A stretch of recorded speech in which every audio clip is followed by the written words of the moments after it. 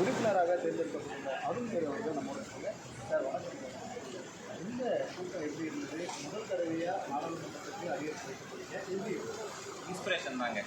இது ஒரு தலைவர் அவர்கள் பேசின நிறைய விஷயங்கள் பயங்கர ரொம்ப ஒரு இன்ஸ்பைரிங்காக இருக்குது. இன்னும் நல்லா பண்ணணும், மக்களாக சேர்ந்து நல்ல விஷயங்களை பண்ணுங்கள், நாங்கள் உறுதுணையாக இருக்கோம் அப்படின்னு சொல்லியிருக்காங்க.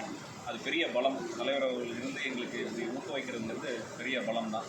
அது மட்டும் இல்லாமல் இது ஒரு எலெக்ட் ஆகிட்டோம் அப்படின்னு பயங்கர சந்தோஷத்தை தாண்டி இவ்வளோ மக்களோட நம்பிக்கை இருக்குது. அதனால் அதுக்கு பொறுப்போடு செயல்படுறதுக்கு எங்கள் சீனியர்ஸ் எல்லாம் இருக்காங்க. அவ்வளோ எக்ஸ்பீரியன்ஸ் உள்ள நிறைய சீனியர்ஸ் எங்களுக்கு இருக்காங்க. அவங்களுக்கு உண்டான கைடன்ஸ் எங்களுக்கு இருக்கும். அவங்களும் ரொம்ப இன்ஸ்பயர் பண்ணி பேசியிருக்காங்க. அதனால் எங்களோட செயல்பாடு ஒரே மனதாக வேகமாக இருக்குங்கிறத என்னோட நம்பிக்கை. 11 நாடாளுமன்ற முதல் முறையாக எடுத்துக்கிட்டாங்க. முதல் அனுபவமும் அதை எடுத்துக்கலாமா? இந்த தேர்தல் மூலமா உங்களுடைய தம்பி ரொம்ப அரசியல் வேகமாக செயல்படக்கூடிய உங்களுடைய அளவு எப்படி இருக்கும்?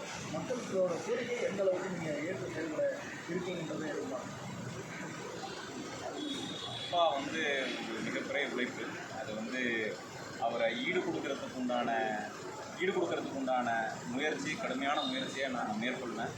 அது மட்டும் கிடையாது, சின்ன வயசுலேருந்தே அவர் கூட ட்ராவல் பண்ணி அவர் கூட எப்படியெல்லாம் மக்களுக்கு உதவி செஞ்சால் நல்லது பண்ண முடியும் அப்படிங்கிற எண்ணத்தோடு தான் செயல்பட்டுருக்காங்க. அதனால் அவருக்குலாம் எங்களுக்கு ரோல் மாடல். அவங்க அளவுக்கு வர முடியலனாலும் அவங்க அந்த உயரத்தை எட்டுறதுக்குள்ள முயற்சி கண்டிப்பாக நான் செய்வேன். திமுக இந்த தேர்தலில் நாட்கள் அதிமுக பாஜகவுடைய போட்டிகள் எப்படி களத்தில் உங்களுடைய வெற்றி வாய்ப்பு எப்படி அமைஞ்சிருக்கிற தேர்தல்? கேள்வியே தப்பாக இருக்குங்க. அதாவது தப்பாக இருக்குன்னு சொல்ல முடியாது, கேள்வியை வித்தியாசமாக பண்ணலாம். இந்த தேர்தலில் திமுகங்கிற ஒரு மிகப்பெரிய ஒரு ஆர்கனைசேஷன் அது மட்டும்தான் தேர்தலில் இருந்தது. மித்தவங்க அவங்களோட எண்ணத்தை திட்டத்தை கொண்டு வந்தாங்க, மக்கள் ஏற்றுக்கல. அதனால தான் முழுசாகவே ஒரே குரலாக போங்கன்னு நாடாளுமன்றத்தில் அனுப்பிச்சு வச்சுருக்காங்க. நான் சொல்கிறேன் ஏன் அவங்க போட்டி இல்லைன்னு சொல்கிறேன்னா, இன்றைக்கி நீங்கள் அந்த நியூஸ் பேப்பர்லேயே பார்த்துருப்பீங்க எத்தனை வாக்குகள் வித்தியாசத்தில் இருந்தாங்க, எவ்வளோ பர்சன்டேஜ் பாயிண்ட்ஸில் இருந்தாங்கன்னு தெரியும். அதை பார்த்தாவே உங்களுக்கு தெரியும். அவங்களும் முயற்சி பண்ணியிருக்காங்க. ஆனால் அவங்களுக்கு கொண்டு வந்த திட்டங்கள் மக்கள் நம்பிக்கை வைக்கல. அதுதான் நாங்கள் புரிஞ்சுக்கிட்டது. தலைவர் அவர்கள் மேலே இந்த நம்பிக்கையை மட்டுமே மிகப்பெரிய ஒரு காரணம் எங்கள் வெற்றிக்கு. அதனால் அந்த நம்பிக்கையை இன்னும் பலப்படுத்துறது தான் நாங்கள் வேலையாக இருக்கோம். பெரம்பலூர் நாடாளுமன்ற தொகுதியில் முக்கியமான 5 தேவைகளை எதை முதல்ல நிறைவேற்றக்கூடிய, அதாவது 1, 2, 3, 4, 5லாம் இல்லைங்க. பேசிக் ஃபெசிலிட்டிஸ் அதுக்குண்டான முயற்சிகள் பங்கு தடையின்றி வரணும். எக்ஸ்ட்ராடினரி ப்ராஜெக்ட்ஸ்லாம் பண்ணல, சிம்பிள் விஷயத்தை எக்ஸ்ட்ராடினரியாக பண்ணணும்.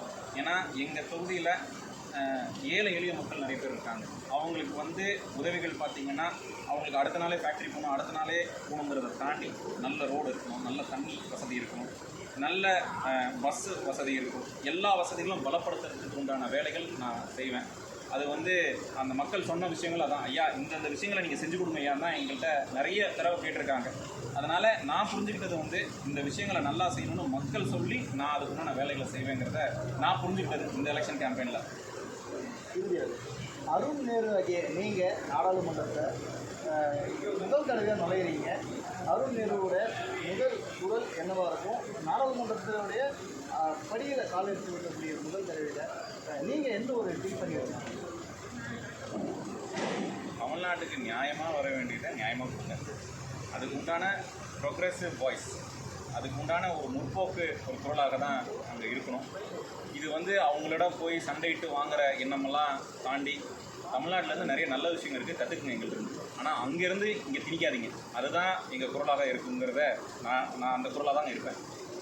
குறிப்பாகவே பெரம்பலூர் நாடாளுமன்றத்திலிருந்து வெற்றி பெற்ற அருண் நேரு அவர்கள் பல்வேறு விஷயங்களை நம்முடைய தமிழ் ஜனம் செய்திகளுக்காக வழங்கியது தான் நம்ம தளத்தில் பார்க்க முடியுது. தமிழ் ஜனம் செய்திகளுக்காக ஒளிப்பதிவாளர் வீராவுடன் செய்தியாளர் முடியும். அவருக்கு ஃபஸ்ட்டு கேள்வி நான் சொல்லிடுறேன், ஆனால் அதுக்கப்புறம் நீங்கள் என்னென்னு கேட்கணும். தருமபுரி பாராளுமன்ற தொகுதியில் போட்டியிட்டு திமுக சார்பில் வெற்றி கனியை பறித்திருக்கக்கூடிய மணி அவர்கள் நம்மோடு இருக்காங்க. அவர்கள் கேட்போம். சார், இன்றைய கூட்டம் எப்படி நடந்தது? தலைவர் அவர்கள் என்ன ஒரு விஷயங்கள் ஸ்டாலின் அவர்களுக்கு நாடாளுமன்ற